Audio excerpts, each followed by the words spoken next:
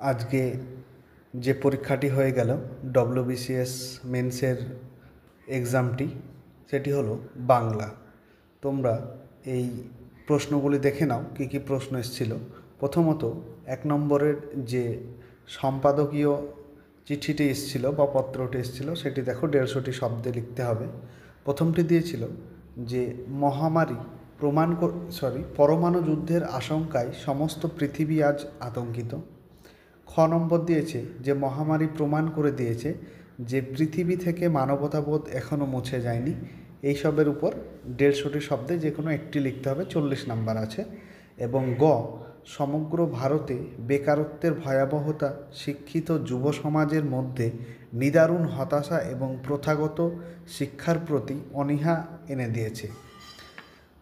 দ্বিতীয়ত দেখো যে 200টি শব্দের মধ্যে একটা প্রতিবেদন রচনা করতে হবে।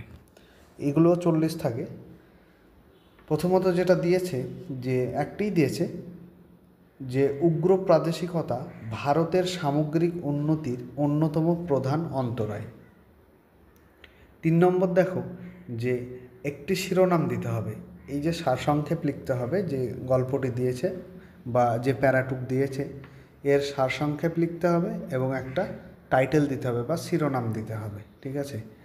তারপরে 4 নম্বরে দেখো যে গদ্যাংশটি অবলম্বন করে উল্লেখিত প্রশ্নগুলির উত্তর দিন। মানে এই যে প্যারাটি দিয়েছে এই প্যারাটিতে ভালোভাবে পড়তে হবে এবং এরপরে কি দিয়েছে না প্রশ্ন দিয়েছে, সেই প্রশ্নগুলি তোমাদের আলোচনা করতে হবে, উত্তরগুলি লিখতে হবে। দেখে নিও, তোমরা ভিডিওটি পজ করে দেখে নিও যে প্রথম প্রশ্ন দিয়েছে যে শহরের বুকে কলকারখানা স্থাপনের ফলে মানুষের জীবনে কী সমস্যা দেখা দিয়েছে, এটি লিখতে হবে ওখান থেকে। দ্বিতীয়ত, দেশের জনসাধারণকে একই ঐক্যনীতিতে দীক্ষিত করার অন্যতম উপায় কী। 3 নম্বর বা গ, লেখকের মতে ভারতবর্ষের প্রদেশগুলি কিভাবে আত্মনির্ভরশীল হতে পারে। ঘ, ব্রিটিশ শাসন আমাদের গ্রাম্য সমাজের সহজ ব্যবস্থাকে কিভাবে নষ্ট করে দিয়েছে। এরপর 5 নম্বর দেখো যে কোনো একটি বিষয় বাংলায় অনুবাদ করতে হবে। তাহলে বাংলায় অনুবাদ করতে হবে। প্রথমে দেখো যেটি দিয়েছে ক এবং খ নম্বর দুটি দিয়েছে। কটা আমি একটু পড়ে শোনাচ্ছি যে আই লাভ চিলড্রেন, আমি শিশুদের ভালোবাসি। অন কামিং টু রাষ্ট্রপতি ভবন আসার সময় I have made them sometimes through video conference and sometimes directly. রাষ্ট্রপতি ভবন আসার সময় কী করছিলাম যে আমি কখনো কখনো ভিডিও কনফারেন্সেও সাক্ষাৎ করেছি, আবার কখনো কখনো প্রত্যক্ষভাবেও সাক্ষাৎ করেছি।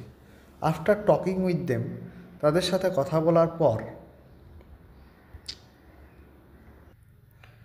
I have formed an idea about their opinion and viewpoints on different matters. তাহলে আমার কি হয়েছিল, একটা আইডিয়া বা ধারণা হয়েছিল কিসের ব্যাপারে, দেয়ার ওপিনিয়ন, তাদের যে মতামত, এবং ভিউ, অপিনিয়ন অ্যান্ড ভিউ মানে মতামত, পয়েন্টস অন ডিফারেন্ট ম্যাটার্স মানে আলাদা আলাদা বিষয়।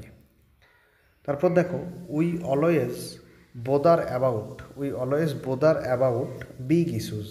আর আমরা কি করি না, সবসময়ই আমাদের বড় সমস্যা নিয়ে কি হয়, আমরা ঝামেলায় পড়ি। But quite often forget to pay attention to the smaller ones. আর আমরা কি করি, সবসময় ছোটোখাটো জিনিসটা এড়িয়ে চলি বা ভুলে যাই মনোযোগ দিতে। অন মেনি অকেশনস, আর অনেক সময় their comments on these minor problems আর such as to show how strong their power of comprehension. অর্থাৎ তাদের যে মন্তব্য, their comments on this minor problems, এই যে ছোটোখাটো যে সমস্যাগুলিতে তারা যে মন্তব্যগুলি করে, আর সাচ অ্যাজ যেন মনে হয় to show how strong their power of comprehension, যে তাদের যে কম্প্রিহেনশন বা বোধ পরীক্ষণ বা বোধটা যেন বিশাল কিছু, খুব শক্তিশালী বা খুব ক্ষমতাশালী তারা। Lies with setting up of our presidents মানে পূর্ববর্তী, ঠিক আছে। তাহলে এই সমস্যাটা যেন লাইজ মানে অ্যাটাচ বলতে পারো। তাহলে এই সমস্যাটা আমাদের আগে থেকে মানে এটা হয়ে আসছে আগে থেকেই আর কি। সিটিং ইন দিল্লিতে বসে ইট ইজ ফিল্ড, এটা মনে হচ্ছে যে পারহ্যাপস সম্ভবত nothing could be more serious an issue than this, যে এর চাইতে আর বড় কোনো ইস্যু হওয়ার সম্ভাবনা নেই।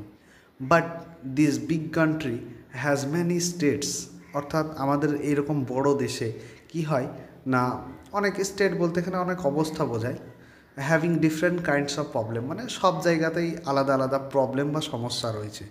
When I talk to a farmer, যখন আমি চাষিদের সঙ্গে কথা বলি, অ্যাট এ রিমোট ভিলেজ, অর্থাৎ ওই দূরবর্তী চাষিদের সঙ্গে যখন আমি কথা বলি, and find how tries to bring up মানে লালন পালন করা, অর্থাৎ কীভাবে তারা লালন পালন করার চেষ্টা করেছে his child with proper education, অর্থাৎ যথার্থ শিক্ষা দিয়ে তার সন্তানদের কিভাবে লালন পালন করেছে সেটা নিয়ে যখন আমি কথা বললাম, I felt amazed the diversity of this vast country, অর্থাৎ তখন এই যে বিশাল বৈচিত্র্যময় দেশ, এই বৈচিত্র্য দেশে এরকম একটা জিনিস যে দিল্লি বসেও বিভিন্ন সমস্যা যখন দেখা দিচ্ছে বা এর থেকে সিরিয়াস বেশি আর কিছু নেই, এবং সেখানে দেখছে যে একটা চাষি কী করছে, যে একটা সঠিক শিক্ষা দিয়ে তার সন্তানদের লালন পালন করছে, এই সব দেখে কিন্তু সে অ্যামেজড মানে হতভম্ব হয়েছিল।